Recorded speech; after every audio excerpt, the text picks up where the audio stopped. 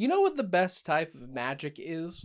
Money. As they say, money makes the world go round, and in World of Darkness, I think that's probably a literal statement. Money is the driving force to do really anything, and even if you're supernatural and magic, it's about the same. You gotta have money, which is where you get the Syndicate, one of the conventions in the Technocratic Union, or the Technocracy. The Syndicate are easily my absolute favorite, just magic mage group in this game.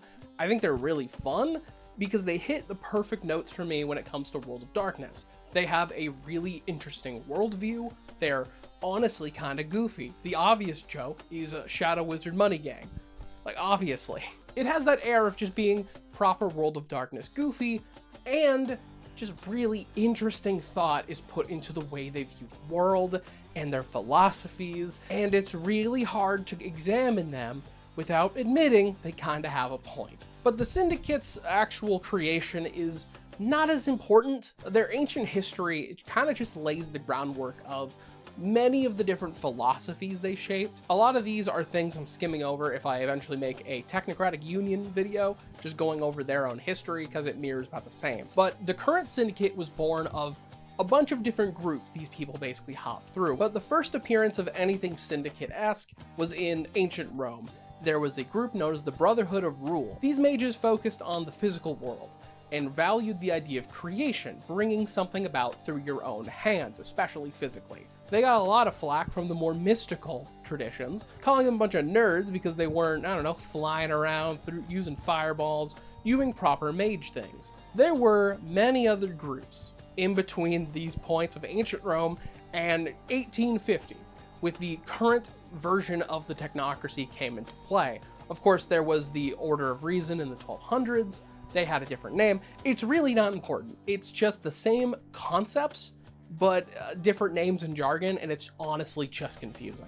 The key thing is they believe in the core ideas of physical. They value the idea of work, labor, actually doing something. And it's this worldview that also leans into another aspect of the Syndicate, their relationship with sleepers and consensus, where they have honestly a more positive view of sleepers than many of the other organizations in the Technocracy. But in the 1850s, two different groups, the Golden Guild and the Invisible Esquire, they formed into one big block, forming the Syndicate, as these were the two groups that were mostly involved in the economics and political power in the Technocracy. So when they formed together, they became an absolute powerhouse to deal with. As the Syndicate are probably the most influential group inside of the Technocracy. It is argued that the Syndicate are the Technocracy. They run things. Because what's their job? What do they actually even do? They are the ones who approve your spending in the Technocracy. They're the ones who fund projects.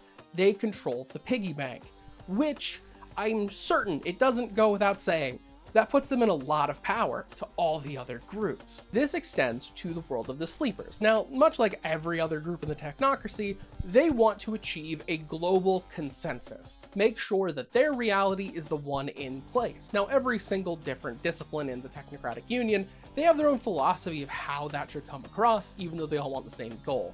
The Syndicate is doing this through the idea of institutions. The best way I can actually describe this is by briefly describing the New World Order, the NWO.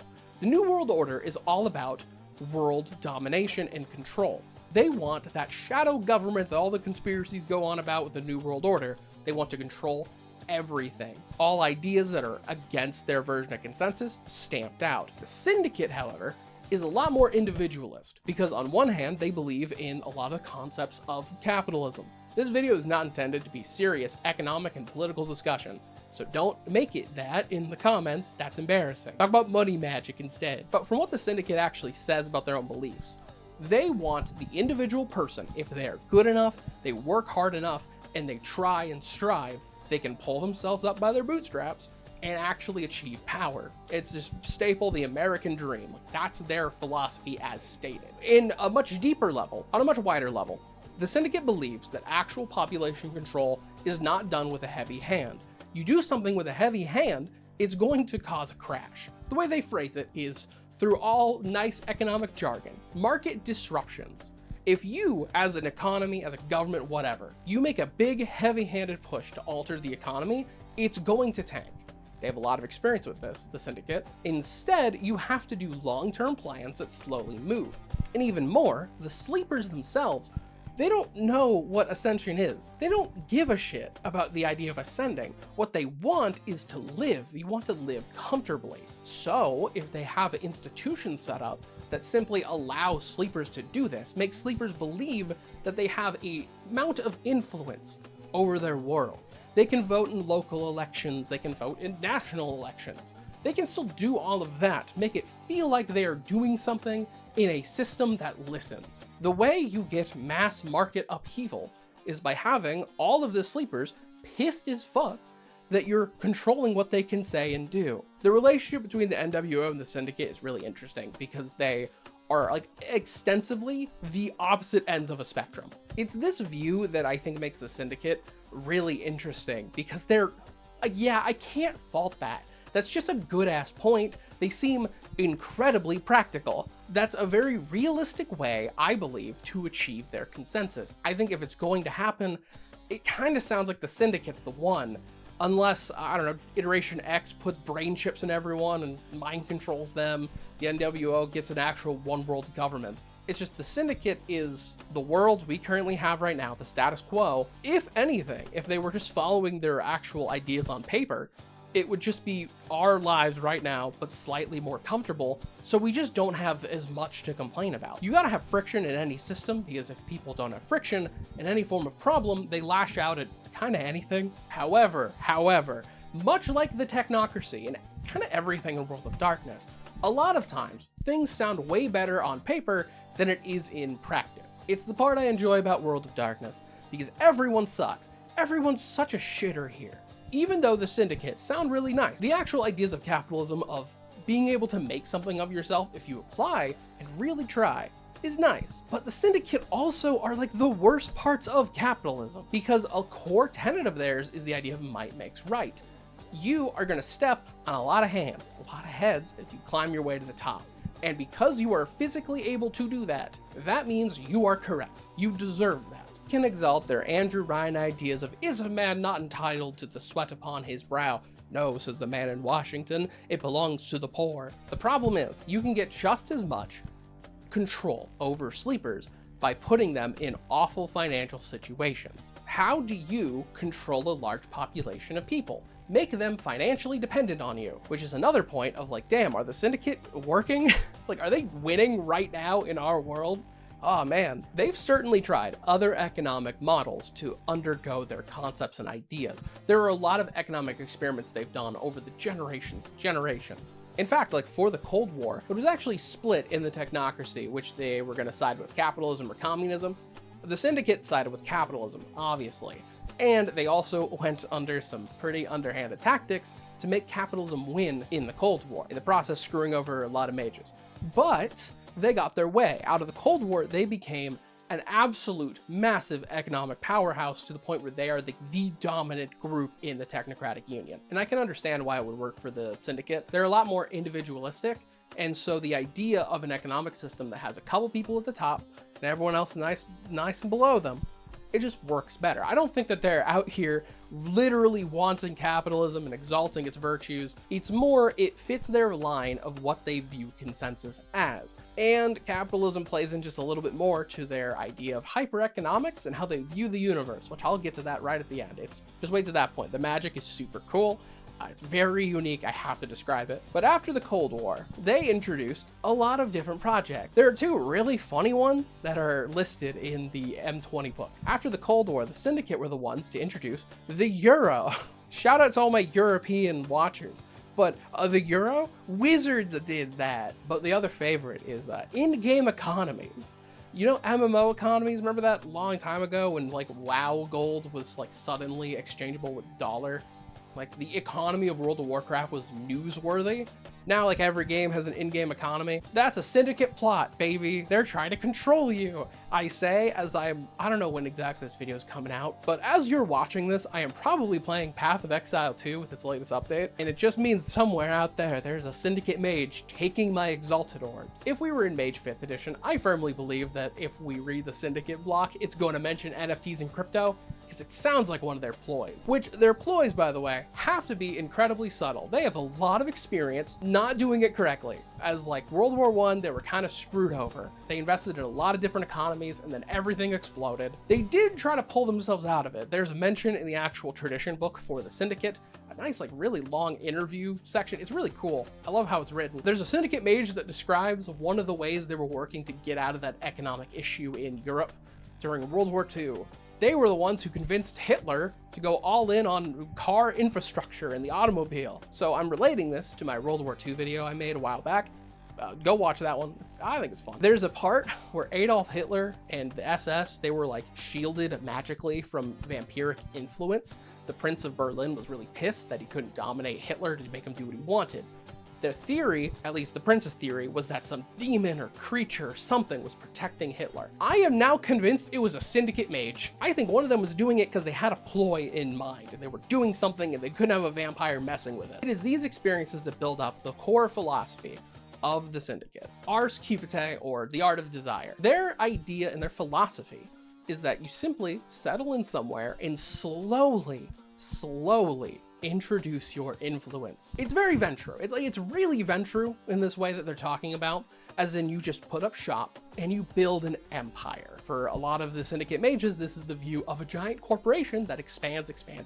The way you do this properly is subtly, in the background, and very controlled. A Syndicate mage would never undergo vulgar magics. They view that as ghastly, disgusting. It's, again, very Ventru. Instead, they believe in working things in the shadows, because a Syndicate mage, in their eyes, should never be the one pulling the trigger. However, they did set up the perfect stack of dominoes to pull that trigger years ago, because that's how you get sleepers to not question everything. You work slowly, you expand your influence, you expand her influence a lot, in the same way that like Disney now owns like basically every IP and company. That's also probably a Syndicate plot. There's some Syndicate mage absolutely laughing it up over there. The Syndicate are one of 3 groups in the Technocracy that have their own version of a like magic sphere.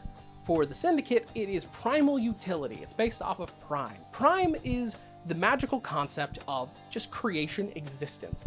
It is the idea of harnessing quintessence, the 5th element that makes up everything, undercurrent to all life and creation. It is controlling and shaping quintessence. However, Primal Utility is viewing it a little differently.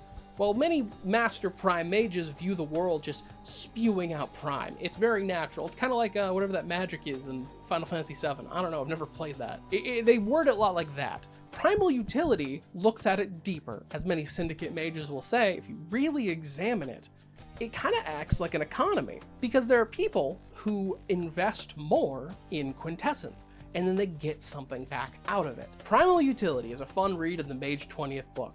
It's very complicated, as they have a whole philosophy of hyper-economics. I am doing my best to give you an understanding of what it means, and I love this sphere. I kind of have a half understanding of everything it's talking about. It reads like Cruelty Squad dialogue, and I mean that in a great way. Essentially, the large idea is investing energy and getting it back, getting your dividends back. It's very much like The Secret, like the idea of that, very business-like. You work, you actually image, materialize the event you want to happen. What result do you want? You manifest it in the universe. It's like that. The actual abilities are fun, because a big aspect they have are funding ventures. A Syndicate mage in your party is going to be the guy supplying you with cool gadgets and gizmos, as they are setting up the energy to pay its dividends back to us in a material way. So that's the concept. It's when you get to 4 and 5 that it becomes, now you can affect people. Because what are people but creation and energy? As you can now actually divert and reinvest energy. When it comes to the 5th one, You can literally liquidate asset a person. You disintegrate a person, breaking them down completely and putting that energy somewhere else. And I love this magic sphere. The reason I'm taking time to explain it is because it's another really good example of their philosophy. The Syndicate are peak, like, I would hate them. I would despise an actual Syndicate mage in front of me, because I find the personality type of like the business guru, the uber rich asshole, like I find all of them insufferable. But I also just think they're really fun. I like the way they can work. But a key part I really like about Primal Utility is just the fun ways you can image someone casting it. Because you gotta think, how in the world do you non-vulgarly cast Primal Utility? Well, business. Have a board meeting. Order your scientist to build you a thing. Speak English, damn it. And like that whole thing. I need this done yesterday. That's a spell. You just casted a spell. They're fun. I like them a lot. But yeah, that is gonna wrap this up. I want to give a huge shout out to my channel members. Without them, none of this would be possible. I'm super appreciative. And a huge shout out to my top tier channel members, Drew Stampai, Robbie Beckmeyer, and Czar Shadow. Thank you all so much. It means a lot. But yeah, that's going to be it. Like, comment, subscribe. See ya.